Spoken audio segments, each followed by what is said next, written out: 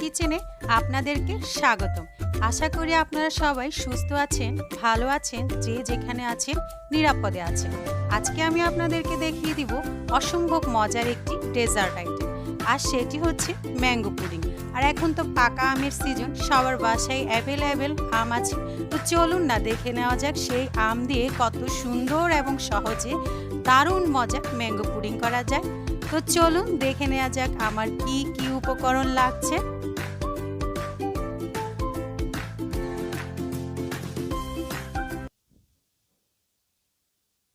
তো প্রথমে আমি নিয়ে নিচ্ছি 1.5 টেবিল চামচ পরিমাণ আগার আগার পাউডার। আপনাদের কাছে যদি আগার আগার পাউডারটা না থাকে, আপনারা কিন্তু এখানে চাইলে জেলোটিন বা চায়না গ্রাসও দিতে পারেন, কোনো সমস্যা নেই।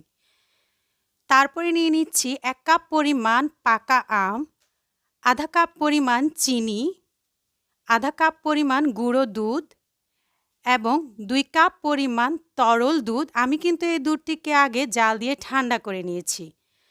তো প্রথমেই আমি 1.5 টেবিল চামচ আগার আগার পাউডারের সাথে 1/3 কাপ দুধ দিয়ে একটু ভালো করে গুলিয়ে নিচ্ছি। এখানে একটু ভালো করে গুলিয়ে নেবেন যেন কোনো দলা না বেজে থাকে। তারপরে একটি মিক্সারে আমি সেই পাকা আম এবং সে আগে থেকে জাল করে রাখা নর্মাল দুধটুকু দিয়ে একটু ব্লেন্ড করে নেব।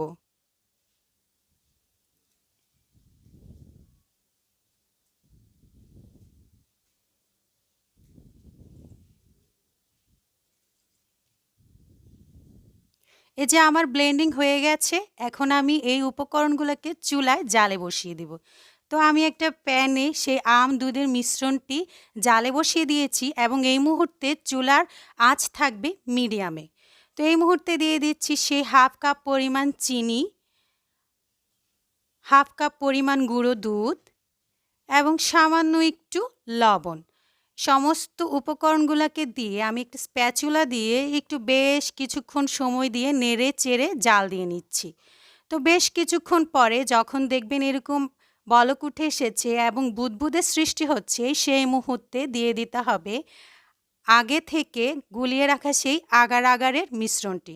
আর এই মুহূর্তে চুলার আঁচ কিন্তু মিডিয়ামে রাখা যাবে না, এই সময় চুলার আঁচ থাকবে লো মিডিয়ামের মাঝামাঝি এবং সমস্ত সময় জুড়ে কিন্তু নাড়াচাড়ার মধ্যে রাখতে হবে।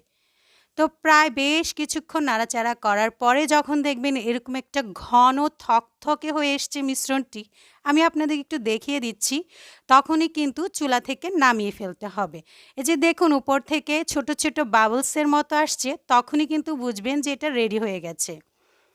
তা আমি আগে থেকে একটা 6 ইঞ্চি মোল্ডে একটু ঘি ব্রাশ করে রেখেছিলাম, তার উপর থেকে ঢেলে দিচ্ছি সেই আম দুধের মিশ্রণটি।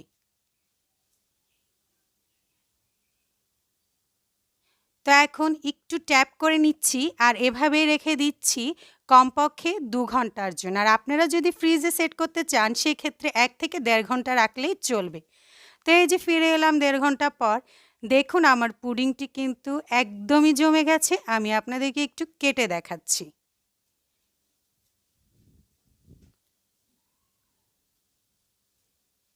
তা আমি এখন আমার পুডিংটিকে একটু ডিমল্ট করে নিচ্ছি। তো দেখুন কি সুন্দরভাবে আমার পুডিংটি সেট হয়ে গেছে এবং কি সুন্দরভাবে ডিমল্ট হয়ে গেছে। তা আমি একটু দেখার সৌন্দর্যের জন্য উপর থেকে কিছু বাদাম ছিটিয়ে দিচ্ছি। আপনারা না চাইলে না দিবেন, এটা সম্পূর্ণ অপশনাল। আপনারা চাইলে ফ্রুটস দিয়েও এটা সাজিয়ে নিতে পারেন। তা আমি একটু কেটে দেখাচ্ছি। তো দেখুন স্লাইসগুলা কি সুন্দর হয়েছে এবং কতটা সফট হয়েছে, আপনারা নিশ্চয়ই বুঝতেই পাচ্ছেন।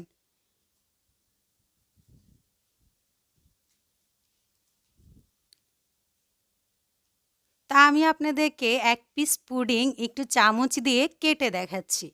এই যে দেখুন পুডিংটি দেখতে যেমন সুন্দর এবং খেতেও ঠিক অনেকই সফট, এবং আমি আপনাদেরকে কথা দিচ্ছি এই পুডিংটি আপনারা যদি একবার বাসায় বানিয়ে খান, আপনারা দ্বিতীয়বার বানাতে বাধ্য হবেন। আর এখন তো আমের সিজন, অনায়াসে আপনারা চাইলে হুবহু এই রেসিপি ফলো করে বানাতে পারেন। আর আমার এই ভিডিওটি যদি আপনাদের ভালো লেগে থাকে, প্লিজ আমার ভিডিওটিতে একটি লাইক করুন, কমেন্ট করুন, ফ্রেন্ডস এবং ফ্যামিলির মাঝে শেয়ার করুন আর আমার চ্যানেলটিকে সাবস্ক্রাইব করুন। ধন্যবাদ।